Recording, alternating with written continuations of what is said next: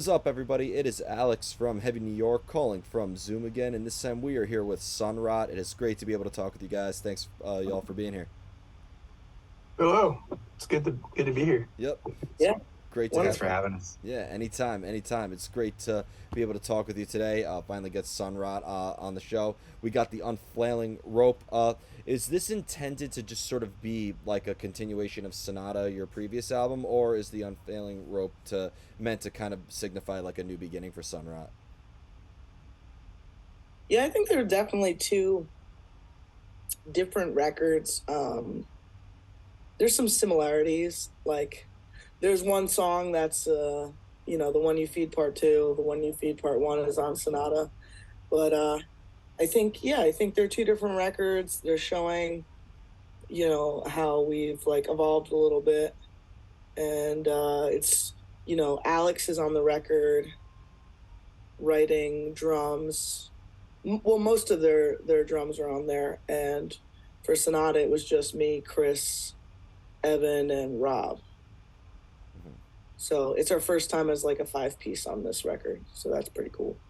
And everyone's in pretty different places in our lives and all that since that the other record was like 5 years ago. Is that Yeah, yeah. Yeah. And was there sort of like a preconceived vision of what the Unfailing Rope was supposed to be like, or was this like a very improvisational songwriting process where there really was no sort of like vision or structure necessarily that you're all following? Well, I think we had a lot of time yeah, to write these songs. So I think we took our time and we tried to write, I think, the best that we could at the time.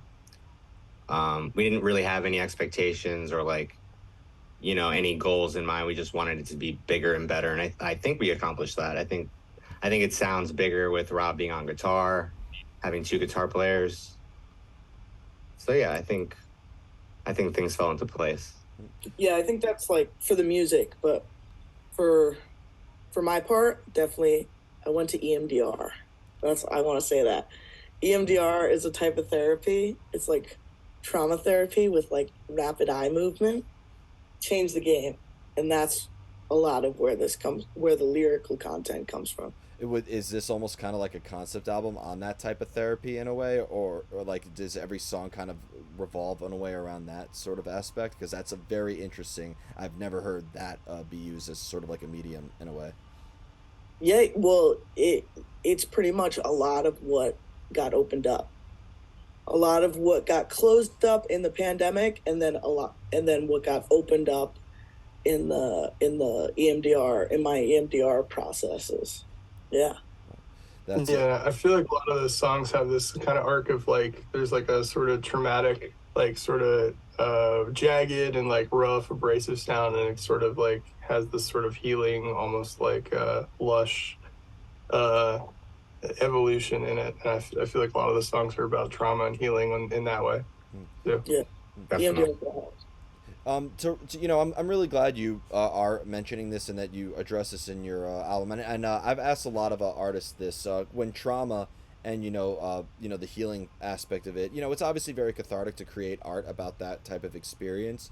But do you feel like that could also maybe make the artistic process kind of fairly deteriorating in a way as well, to sort of confront those demons in that sort of regard and to kind of like revisit that sort of traumatic aspect behind it?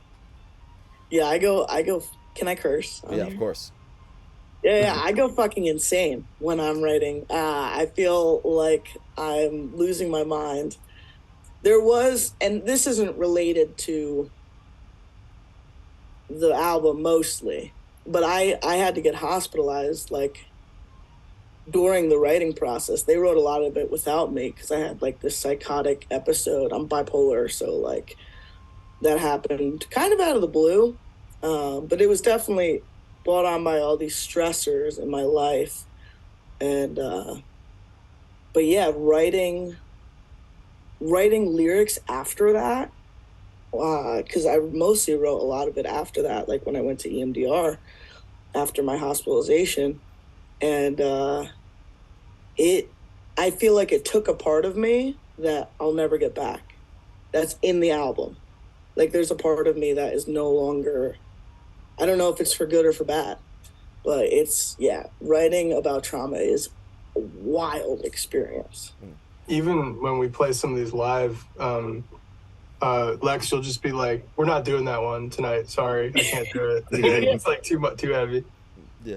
Well, that actually, you brought up a good point too, because musically, like this sort of, experience too, because, we're all individuals and we all have our own, experiences, interpretations, and way of analyzing situations. So, in terms of, how did this sort of experience with all of you together as a band and the camaraderie guide your hands with regards to how the music sound? We already heard like the lyrics that were expressed in here, but in terms of the music, did this sort of like, maybe guide your hand with regards to how we hear the sound of the album too? Chris, what do you think? That's a good question. I think it's definitely brought us closer together. We've gone through so much in the last, I mean, we've been a band for 10 years, I think now, which is insane to me. But we've been through so much, like member changes, psychotic breakdowns, breakups, marriages, engagements ending. So I think we've gone through a lot and we've come out stronger, definitely. Yeah. Is that kind of what the meaning of the unfailing rope is sort of to be in a way? Because I feel like that's a very like a very interesting title where like if the rope itself is that maybe sort of like an external metaphor of all of your experiences, or if it's sort of like a representing of like the internal aspects within our hearts. When I first heard that, I think Lex came up with the title. When I first heard that, I was just like, that's just like the everyday mundaneness of living. Like the unfailing rope, like every day is just shit. Well, there's a little bit of an interesting story. It's not a long story, but it's pretty interesting. Like I'm into Buddhism. I practice Theravada Buddhist type stuff and Mahayana, and like there's this prayer, and it comes, like the translation comes out to the unfailing rope, and it's like the Buddha's knowledge is an unfailing rope that you can pull yourself out of anything too. And I thought that was cool, and I also thought it sounded badass. Like there's this duality. Like when I heard the unfailing rope, I kind of thought about like a little bit of ooh kind of thing, like a darkness with this unfailing rope, like this rope being something that's like binding, but we like to play with stuff that's like it might sound really dark, but it's really like there's beauty in it. We really like to play with that duality. So to me, the unfailing rope sounded like it was like binding you, but really the truth is that it's an unfailing rope to pull yourself out. Yeah, which I thought was I felt like there was sort of what's a paradox, that it had sort of like a paradox behind it, and which I think is very clever because after hearing what you said, I thought that the rope could have been representative of like a noose of some sort in a way, but then there is also an inspiring message behind it, which I think really could open up people's ideas to it more when they listen to the meaning of it. Yeah. Yeah, thank you. Appreciate it. You get it. Yeah, You got thank it. you. Yeah. Of course. Now, I do got to ask this because we have 3 singles out so far: Patricide, Trepanation, and Gutter. And forgive any bastardizations of pronunciations. Oh, that's perfect. Yeah, okay. But is that maybe a good representation of what this whole album is going to sound like, or is that just scratching the surface of like what is to come? Yeah, I think that's a pretty good sampling. Trepanation is kind of like a little more of like has like a little more of the sludge kind of doom bludgeoning stuff, but the 3 of them, they have the kind of venom and energy that I think we carry throughout. There's a couple surprises in there. There's also, we play with a lot of noise and electronics and sort of industrial sounds that kind of pop up throughout, but I think it's a pretty good, at least taster. Yeah. And why do you feel, because with addressing elements of trauma and spirituality incorporated in there, like for instance, Buddhism, for example, is expressed through one of my favorite black metal bands, Cult of Fire. Lex, if you haven't heard that band, I recommend you check them out as soon as we're done with this interview. I think I've heard of them, but yeah, I totally forgot. Cult of Fire? Yeah. Yeah, Yeah. yeah. All Um, right. fantastic band. Their last two albums, I think you'd be obsessed with. But like addressing elements of trauma and spirituality, and there's so many different ways to express metal, from black metal to death metal, doom, you name it. Why do you feel like this sort of style has been sort of like the best way to express the concepts that are expressed? That's a good Um, question. uh, do you mind if I? No, no, take it. Yeah, I feel like I feel like for me, there's like an honesty to extreme music, and there's something that's a little bit less like there's a little less like time spent on like polishing aesthetics and making it palatable, and it's just kind of it comes as like a really pure, like sometimes you don't even know what the thought is or what the feeling is behind it, but it's just this like compulsive like just yell out into the void, and it sounds cool and is relatable, and people the abrasiveness is like also what makes it hard for some people to get into. Like we're a big we're a big clique, but we're relatively small in like the greater musical sphere. But yeah, I think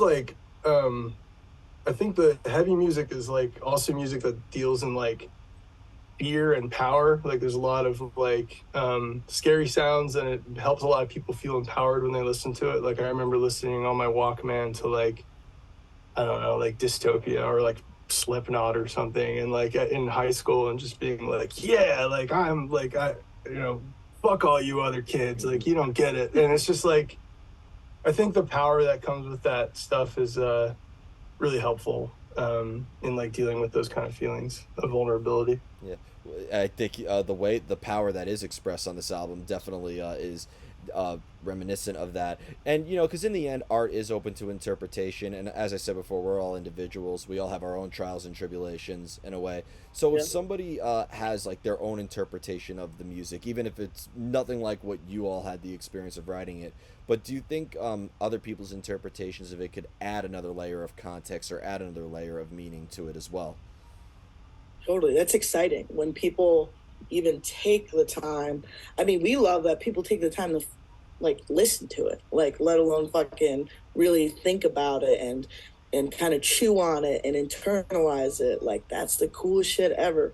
Like if you want to make your own, if you want to put your own experience and make your own interpretations and draw your own conclusions, that shit is so cool. I think it adds another layer. I used to do that when I was younger.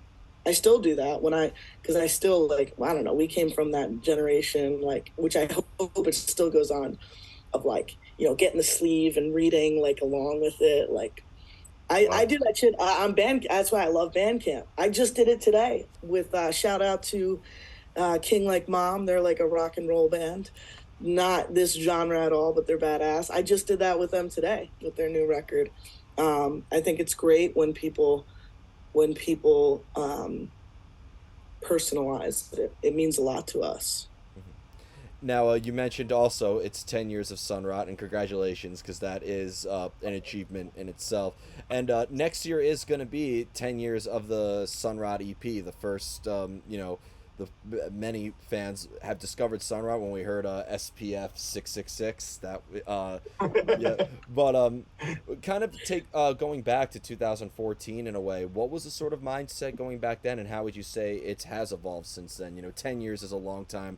We're all different people than we were 10 years ago. So, individually, what was your sort of memories with the making of that, and how have things changed for you, and how has your perspective of this band changed over that time period? I think in 2000, I was fucking feral. I was fucking feral. I was a total lunatic. I still am, but I've chilled out a little bit. Once you hit your 30s, you don't have the energy for lunacy as much. But I'm still a lunatic. But I had just moved back to New Jersey, where I live, where I was born and raised. I was in Florida for 2 years trying to get off heroin and crack and benzos and alcohol and stuff. So I had just moved back. I was experiencing life without these chaotic using power patterns. I was sober and abstinent, and I was just like fucking out of my mind. I just needed something. I needed to create. I needed to explode. I needed to I needed to make something as uncomfortable as I felt. You know what I'm saying? Like just abrasive and fucked up. And for me, I saw Rob and Chris, and I saw them in their other bands, and I really respected them as musicians. So I was like, let's jam. So that was for me. That was like the starting of that. And then yeah, we just wanted to make something. We wanted to make something honest, gross. I used to say like, I don't know. I want people to hear. I mean, this is fucked up. Trigger warning, like fucking murder. But like, I used to want to like. I wanted the EP to be like, you would listen to the EP and then understand why, like, just somebody just like pewed themselves, you know, like I mean, just that dark, you know. We're a little lighter since then, but it was that dark, you know. yeah, I mean, I think that's is it unsettling subject matter? Sure, but it needs to be heard. I mean, like it's something that happens in the world, and the world is a fucked up place, and we are products of the world, and we are what we create. So it all comes down to that. So Amen. yeah, Amen, brother. Now, yeah, I really dig what you're saying, man. I appreciate it. Thank you. As for you guys, what was your memory 10 years ago? I just remember Lex approaching, like Lex said, Rob and myself. We were in two different bands. I was in Theraroya and Rob was in Furnacehead at the time. So Sunrot actually kind of started as a side project. But people seemed to gravitate more towards Sunrot than our other bands. It seemed to be going well and we were having fun. So we just kept doing it. But I remember Lex was like, we have to have samples. It has to be gross and it's got to be sludgy. And I'm like, yo, I'm down. I was listening to bands like Suffocate for Fuck's Sake. I was really into Godspeed, back then. Trying to think of some other bands. Indian was a really big influence. Amun Ra, Oathbreaker. Amun Ra is awesome. So, yeah, it was just that. Actually, joined this band over the pandemic. Okay. But my other band played their first show with Sunrot, and like 7 years ago, 7 or 8 years ago. So, and we went on tour, and I've known these folks since 2015 or whatever. We've been playing together in that way. They were my favorite band, and I got to join it, so that's pretty cool. That's always the best story. That's always the best story. And coming into the band too, were you kind of like allowed to bring a little bit of your own mix into the band, or were you kind of like looking at the EP and being like, okay, this is how I have to play? Oh, definitely. They're all sweethearts, and they all like also really respect like creative process and like artistic stuff. And like artistic input. So I think like when they asked me to be in the band, it was very an open invitation to like help create and like be a part of stuff. I'm also like I'm on Sonata. I do like vocals on Sonata. Yeah, on Riverbed back then. And, and I did vocals on whatever. I've just been. He's been like an auxiliary member. An auxiliary member. Well, the reason we picked him, was because we like how he wrote. We like how he definitely, did vocals like for backups, and we like his bass tone. And we like how he wrote. We had a couple different people in mind, and he was one of them, and it just clicked. We pretty much knew it would. Awesome. Been enjoying writing. Working on new stuff with Ross. It's been a real treat. I've been a fan of his playing, before we even considered him in the band, so it's awesome. You guys. Yeah, right. This is the most flattering Zoom conference ever. I know, it's great. Yeah. We're all sweeties, I think. Yeah. All we do is compliment each other or really make fun of each other. Yeah, exactly. That's the ultimate band chemistry right there. Exactly. Really nothing in between. Yep. So before we go, I want to thank all of you so much for your time, for such a great conversation, and most of all, thank you for this amazing new music. I can't wait for the rest of the world to hear this kick-ass album. Just anything else you'd like to promote in terms of shows, tours, the usual plugs, if you're allowed to say, of course. Ross, you want to? Oh man, I fucked Ross up last messed time. I up. got the dates wrong, and I'm gonna get them wrong again. So somebody else should do Ross this. messed up our release show dates yesterday or 2 days ago. So why don't you redeem yourself right now? Oh, I I don't messed up. have. I messed up don't on know. names. So No, it's all good. I think we have. Correct me if I'm wrong. We have our New Jersey release on April 11th at QXT's in Newark. That's right. Yeah. And then Unhinged, which is Rob's other band, and Keith Chamber. Mhm.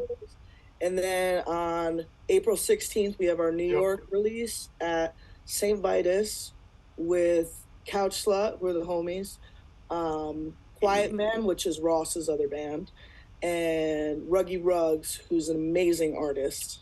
And yeah.